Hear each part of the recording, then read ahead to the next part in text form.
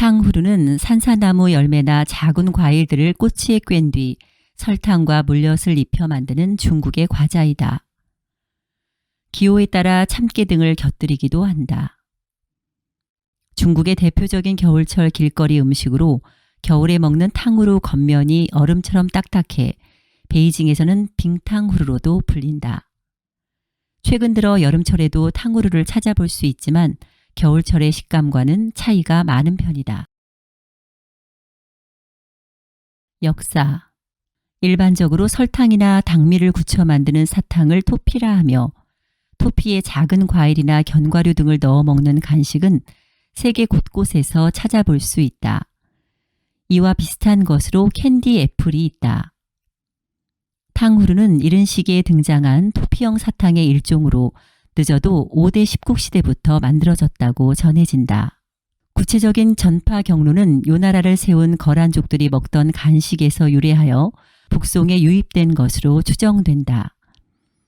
남송의 광종과 황규비에 대한 이야기도 있다. 몽골계 유목민족으로서 내몽골 및 만주 지역에 거주하였던 거란족들은 야외에서 썩기 쉬운 과일을 보존하기 위해 녹인 엿을 과일에 발라 말리거나 얼리는 식으로 굳혀 먹었는데 이것이 탕후루로 발전하였다. 연경 세시기에 만드는 방법이 기록되어 있다. 특히 중국에서는 전통적으로 산사나무의 열매를 탕후루로 만들었다. 다양한 과일이 유통되는 현대에는 딸기, 포도, 감귤이나 키위 등 다양한 재료를 사용한 가지각색의 탕후루를 접할 수 있다. 중국 현지에서는 식품 공장에서 대량 제조되기도 하며 탕후루 전용 기계도 여럿 개발되어 있을 정도이다. 특히 중국 북부 지역에서는 매우 흔한 길거리 음식으로 초등학생들이 하교할 시간에 학교 앞에 탕후루 장수가 귀신같이 나타나는 것을 자주 목격할 수 있다. 영양. 과일 자체도 이미 당분, 그것도 급수가 빠른 단당류인 과당이 많은 음식이다. 거기에다 설탕과 물엿 같은 당덩어리로 범벅했으니 당연히 건강에 이로울 점이 없다. 당분으로 이루어진 설탕 과일 덩어리인 탕후루의 과다 섭취는 곧 당뇨병으로 가는 지름길이기에 빈말로도 절대 좋다고 할 수 없는 식품이다. 당연하게도 다양한 과일이 주재료라는 이유만으로 샐러드 대용이나 건강식품으로 먹을 수 있는 건 절대로 아니며 따라서 아무리 먹고 싶어도 자제하고 자주 먹지 않도록 하는 인식을 가지는 게 좋다. 애초에 과일부터 일반인들의 인식과는 달리 별로 건강에 좋은 음식이 아니다. 설탕과 가공식품을 먹는 것에 비해 건강에 좋다는 것이지 단 과일 역시 건강에 나쁘다. 특히 현대에 생산되는 과일들은 당도를 높이기 위해 뿌리 밑에 스테비아를 파묻어 기르는 등 비정상적인 과정을 거치기에 더더욱 그렇다. 탕후루는 건강에 안 좋은 것을 더 건강에 안 좋은 것으로 감싼 음식이라는 것. 그에 반해 얻을 수 있는 영양소는 전무하다시피 하다. 이러한 여론을 고려해 설탕 대신 아스파탐을 넣은 제로슈가 탕후루를 만드는 가게도 나오기 시작했다. 차 한국에서. 대한민국에서는 예전부터 인천 차이나타운 등에서 중국 간식으로 팔았다. 2018년경에 한번 수제탕후루가 잠시 유행했었으며 2020년대에 들어서는 일반 번화가에서도 꽤 보인다. 왕가탕후루 또는 하이루 탕후루, 황후 탕후루, 대단한 탕후루라는 프랜차이즈도 전국에 있다. 일부 마라탕집에서도 내놓기도 한다. 2020년대에 들어서는 탕후루만 취급하는 전문점들도 생겨나기 시작했다. 그러다 2023년 8월 이후 갑자기 한국에서 대유행하기 시작했다. 특히 10대, 20대 사이에 간식으로 유행을 하며 한 탕후루 프랜차이즈 업체는 2023년 2월까지만 해도 전국에 50여 개의 점포가 있었지만 5개월 만에 300여 개의 점포가 개점을 하면서 급속도의 2023년 탕후루 유행을 대변해 준다. 2023년부터 ASMR 유튜버들 사이에서 탕후루를 먹는 게 트렌드로 자리를 잡기도 했다. 시초는 미니유이고 이후 탕후루 이팅 사운드와 먹방, 만드는 법 등 우후죽순 등장했다. 탕후루 전문점이 많이 생긴 이유 중 하나로는 저가 커피 프랜차이즈 카페 창업 비용과 비슷할 정도로 창업 비용이 적게 들어서 그렇다. 요리법. 먹을 때 굳은 코팅이 깨져나가는 식감이 일품으로 만드는 것이 간단하고 재료가 적어 집에서도 만들 수 있지만 완벽하게 만들기는 조금 힘들다. 과일에 바르는 시럽을 바삭바삭하게 만들기가 꽤 까다롭기 때문. 시럽을 끓일 때 설탕을 계속 휘저을 경우 이에 달라붙게 되고 물을 많이 넣거나 덜 끓이면 굳지 않기 때문에 과일에 바르기 전 소량을 얼음물에 넣어서 시럽의 농도가 적당한지 확인하는 과정이 필요하다. 너무 오래 끓이면 설탕이 타버려 실패할 수 있기 때문에 적당한 양의 물과 설탕을 젓지 않고 끓이다. 시럽색이 투명해서 갈색으로 변하기 시작한 시점에서 불을 약불로 줄이고 재빨리 과일에 시럽을 코팅하면 바로 굳으면서 단단해진다. 시럽 온도가 너무 높으면 과일에 따라선 과일이 녹을 수 있기 때문에 주의해야 한다. 굳을 때 속까지 굳지 않을 수도 있기 때문에 시럽은 더욱 두껍게 바르지 않는 게 좋다. 탕후루를 완성해 놓고 오래 방치하면 과일에서 수분이 방출돼 굳혀놓은 시럽이 다시 녹아버릴 수 있으니 완성한 후 빨리 먹는 편이 좋다. 고온의 설탕 시럽을 이용하는 조리 특성상 심각한 화상을 입을 수도 있으니 각별히 유의해야 한다. 재료. 원래는 산사나무 열매를 쓴다. 응용하여 명자나무 열매, 딸기, 포도, 방울토마토, 귤 등 다른 과일로도 만든다. 심지어 밤, 맛처럼 과일이 아니면서 식용하는 방식이 과일과 비슷한 식물로도 만드는 등 종류가 무궁무진하다. 설탕, 백설탕을 주로 쓰지만 황설탕도 가끔 쓰인다. 물엿, 올리고당, 꿀 등을 추가로 넣기도 한다. 참깨, 간혹 시럽 위에 뿌려져 있는 경우가 존재한다. 과일, 산사나무 열매, 오리지널 탕후루는 이걸로 만든다. 다만 시고 떫은 맛 때문에 한국에선 그다지 인기 있지 않다. 딸기, 가장 보편적인 탕후루 재료, 사람들에게 인기도 많은 재료다. 망고, 명자나무 열매, 미니 사과, 통째로 설탕 코팅을 입힐 경우 캔디 애플이 된다.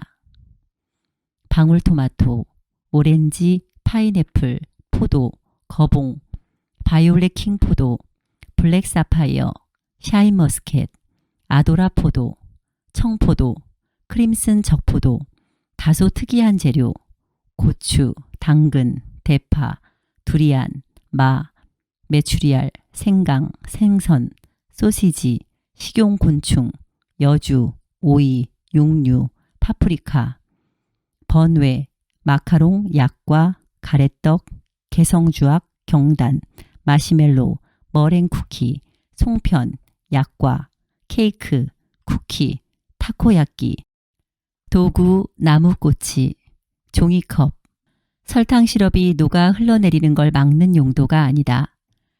막대에 헐겁게 끼워져 있는 소주잔 크기의 종이컵 따위로는 흘러내리는 설탕물을 막지 못한다.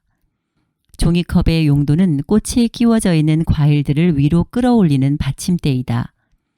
종이컵을 잡고 위로 끌어당기면 과일들이 위쪽으로 쑥 올라온다. 하지만 힘을 너무 주면 내용물들이 다 올라나와 바닥으로 떨어질 수도 있으니 조심히 힘 조절하자. 탕후루 장수. 중국 겨울철 대표 길거리 음식인 탕후루는 최근 들어 점포에서도 많이 찾아볼 수 있지만 2000년대 초반만 해도 주로 탕후루 장수들이 길거리를 배회하면서 판매해왔다. 탕후루 장수들은 긴 대나무 막대기 끝에 달린 큰 지풀 뭉텅이에 준비된 탕후루를 꽂아 놓는다. 지풀 뭉텅이 측면에 산사나무 열매 탕후루로 채우고 간혹 뭉텅이 상단에 사과 탕후루를 꽂아 놓는다. 중국 문학 작품에서도 탕후루 장수가 등장하는데 보통 겨울에 두꺼운 피복을 입은 모자 쓴 할아버지가 탕후루 막대기를 어깨에 메고 있으며 입에 담배를 물고 있는 모습도 흔히 찾아볼 수 있다. 문제점. 화상. 직접 요리할 때는 고온의 설탕 시럽을 사용하는 요리 특성상 화상에 각별히 주의해야 한다. 캐러멜화 직전까지 끓이는 설탕 시럽은 끓는 물보다도 온도가 훨씬 높기 때문에 묻은 자리는 깊고 심한 화상을 입게 된다. 탕후루는 설탕물을 최소 섭씨 130도까지 끓여야 한다. 가정에서 조리할 때는 정확한 온도를 알기 어려우므로 보통 노랗게 변하기 직전까지 끓이라고 조언한다. 캐러멜화는 섭씨 150에서 160도에서 진행된다. 게다가 설탕 시럽은 끈적끈적해서 피부에 잘 점착되기 때문에 이러한 고온 고열을 피부 깊이까지 전달해 심한 화상을 입힌다. 조리할 때는 이런 위험을 대비하여 화상을 입으면 바로 식힐 수 있게 찬물을 준비하는 것이 좋으며 팔 보호용 토시와 조리용 장갑을 준비하는 것이 좋다. 높은 당분. 영양 문단에서 상술했듯 탕후루는 사탕보다 더 달기 때문에 충치에 걸리기도 더 쉽고 과일의 과당과 설탕의 자당을 조합한 순수한 당분 폭탄이기 때문에 먹으면 혈당 조절에 악영향이 간다. 여타 영양소와 혼합하여 흡수되는 것도 아니고 그냥 생설탕을 퍼먹는 것과 영양학적으로 진배 없는 행위이기 때문에 매우 높은 강도의 혈당 스파이크를 유발할 수 있다고 여러 의학 전문가들이 경고했다. 특히 소아가 탕후루를 꾸준히 섭취할 경우 소아 당뇨 위험의 8배 이상 증가한다는 추정치도 있었다. 단순 당이 많은 식품을 먹으면 혈당이 치솟으며 인슐린이 과다 분비되는데 이런 일이 반복되면 나중엔 인슐린이 분배돼도 혈당 수치가 제대로 낮아지지 않는 인슐린 저항성이 생길 수 있다. 인슐린 저항성은 2형 당뇨병 발생의 주요 위험 인자 중 하나다. 따라서 건강에 유의하여 섭취를 삼가거나 조절해야 한다. 최근 탕후루에 대한 비판이 심해지자 당류 함유량이 콜라보다 적다라며 콜라보다 위험하지 않다는 식의 주장이 각종 커뮤니티에 퍼날라지고 있는데 탕후루는 사이다나 커피 음료보다 당분이 낮아 이는 다분히 언론 플레이의 소지가 있는 주장이다. 당장 링크된 기사만 보더라도 어떤 전문가를 인터뷰한 것이 아니라 그저 기자가 자의적으로 당류 계산해 보니 콜라보다 적더라 라고 주장했을 뿐 그것이 인체에 미치는 최종적인 영향은 적혀 있지 않다. 당류가 콜라보다 적으니 괜찮다라는 식의 주장은 건강에 안 좋은 음식들이 주로 내세우는 언플 수단이다. 당류가 적다는 이유로 콜라보다 탕후루가 더 건강하다고 주장한다면 크리스피 크림의 글레이즈드 도넛은 탕후루보다 6배 건강한 음식이다. 당신이 몰랐던 크리스피 크림의 비밀 단순히 영양 분석표를 기준으로 건강에 좋고 나쁘고를 따질 수 없다. 링크된 기사는 전형적인 당류 그램수를 이용한 언플 기사다. 인사이트, 위키트리 등 언론이라고 부르기 힘들 정도로 공신력이 낮은 인터넷 언론 지면을 바탕으로 전문가의 인터뷰는 배제하고 단순히 당류 그램수가 더 적다는 이유로 특정 음식이 건강하다고 주장하고 있다. 최근 커뮤니티 곳곳에 퍼지고 있는 탕후루가 건강하다 식의 기사와 완전히 포맷이 일치한다는 것을 확인할 수 있을 것이다. 탕후루의 주된 문제는 자당을 순수당으로 감싼 형태고 이것의 소화를 늦추는 어떤 추가적 영양분도 없기에 매우 급격한 혈당 스파이크를 일으킨다는 점에 있다. 가장 격렬한 호르몬 대사 장애를 일으키는 고열량 저영양 음식의 끝판왕급 구조이기에 문제가 되는 것이다. 즉 당류 그램수 따위의 단편적인 정보로 음식의 좋고 나쁨을 따질 수는 없는 것이다. 치아. 치아 교정기를 끼고 있거나 레진, 이를 금으로 때운 상태거나 치아가 약하거나 충치에 걸렸다면 꼭 먹을 때 주의해야 한다. 엿처럼 굳어버린 설탕이 달라붙어 교정기가 빠질 수도 있다. 개인차가 있지만 치아가 깨지는 경우도 있다. 코미디언 홍윤아가 개인 유튜브에서 탕후루 ASMR을 하다가 임플란트 치아가 빠지기도 했다.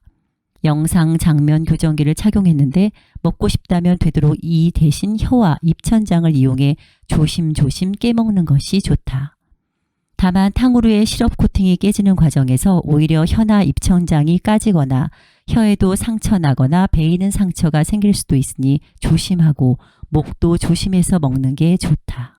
특히 목에 걸려서 베일 경우 생선 요리를 먹다가 미처 발라내지 못하고 남은 가시가 삼켜져 식도에 구멍을 내고 이 통증이 위에도 고스란히 전달되어 식도 천공, 위궤양 등을 일으키는 것과 비슷한 고통을 체감하게 될 것이라고 한다. 쓰레기 문제. 탕후루가 2023년을 기점으로 다시 대유행하면서 발생한 사회적인 부작용과 문제점들도 널리 알려지기 시작했다. 특정 길거리 음식이 유행하는 것은 항시 있어 오던 일이지만 탕후루의 특성 자체, 설탕 코팅, 나무 꼬치 쓰레기가 문제를 더 심각하게 만들고 있으며 이로 인해 식당이나 가게는 매장 내 탕후루를 금지시키면서 노탕후루 존이라는 말까지 생겼다. 설탕 시럽으로 인한 문제. 탕후루는 과일을 설탕물로 코팅하고 냉각시켜 굳혀 놓은 음식이다. 때문에 먹으면서 바삭바삭한 코팅 조각이나 녹은 설탕 진액을 바닥에 흘리는 일이 매우 빈번하다. 꼬치와 종이컵 쓰레기를 아무데나 버리는 것도 거리를 오염시킨다. 이렇게 바닥에 들러붙은 설탕물은 길바닥을 끈적끈적하게 더럽힌다.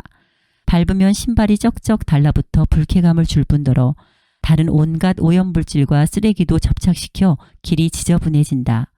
특히 다른 영업장에 탕후루를 들고 들어갔다가 설탕 시럽을 흘리는 경우가 많은데 바닥에 접착된 설탕 시럽은 보이지도 않고 닦아내기도 힘든 데다가 방치하면 끈적끈적해 고객들의 클레임까지 들어오니 점주들은 정말 성가시면서 어떻게든 처리해야 해서 몸서리를 친다.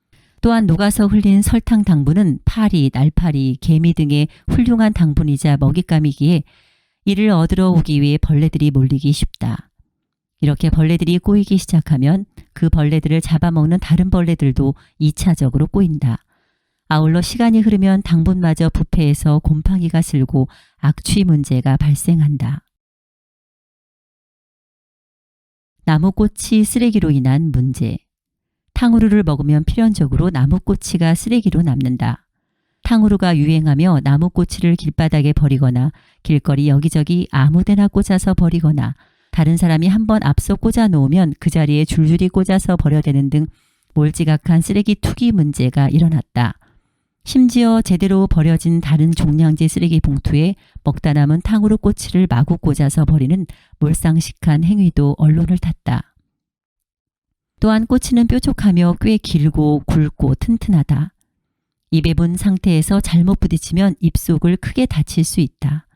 아울러 잘못 들고 다니다가 부딪히면 자신뿐만 아니라 다른 사람도 찌를 수가 있으니 주의해야 한다. 다 먹고 남은 뾰족한 꼬치는 사람이 많거나 밀집한 곳에서 위협적이기 때문에 사람들이 싫어하고 실제로도 위험하므로 빨리 버리는 편이 좋다.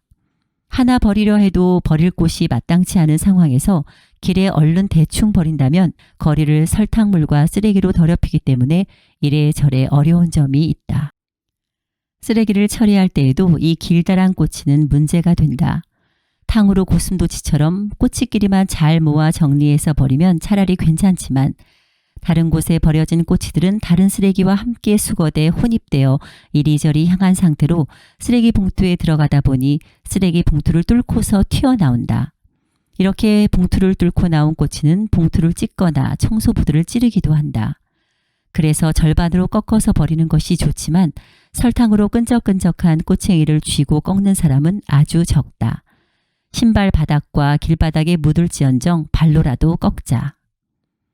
이런 문제들은 설탕 시럽과 나무 꼬챙이에서 연유한 것으로 각각의 문제는 다른 길거리 식품에서도 일어날 수 있으나 탕후루는 두 요소를 다 갖고 있어 탕후루가 유독 문제시 됐다.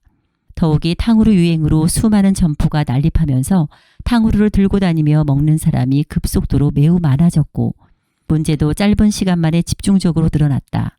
이들이 줄줄이 탕후루를 먹으며 녹은 시럽을 흘리거나 길거리에 나무꼬치를 버리거나 다른 가게로 들고 들어가서 흘리다 보니 부작용들이 속출하고 있다. 이에 급기야 노 탕후루 존을 붙여둔 가게들도 나타나거나 탕후루에 대해 부정적으로 보는 사람들도 생겼다. 기타. 설탕을 쓴다는 점에서 조선시대의 정과 비슷한 듯 싶지만 정과는 조리는 것에 가까운 조리법이다. 설탕물을 입히는 것과는 차이가 있다. 서양에도 캔디 애플이라는 비슷한 간식이 있고 만드는 법도 비슷하다. 캐러멜을 사과에 감싸 만드는 캐러멜 사과와도 비슷하다. 같은 것을 일본에서는 링고 아메, 사과 사탕이라고 부른다. 나츠마츠리를 묘사한 미디어에서 반짝거리는 동그란 빨간 사탕 같은 것을 꼬치에 꽂아 들고 다니며 먹는 것이 이것. 두 경우 모두 평상시보다는 축제나 행사 때 먹는 별식 취급. 만주국에서 태어나 유년기를 보낸 고우영 화백이 어린 시절 즐겨 먹은 간식이다. 화백이 자전적 에세이 구름 속의 아이에 따르면 만주에선 삥땅 쿨러라는 이름으로 불렸다고 한다. 고우영 화백의 작품에서도 이 삥땅 쿨러가 간혹 언급된다. 2021년 2월 10일 정오쯤 전라남도 광양시 가야산에서 초등학생 3명이 유튜브 영상에서 이 요리를 만드는 영상을 따라해 귤을 쿠킹 호일에 싸서 구워 먹고 잔디밭 위에서 그 구운 귤을 발로 차며 놀다가 결국 산불을 내버린 어처구니 없는 사고를 쳐버렸다.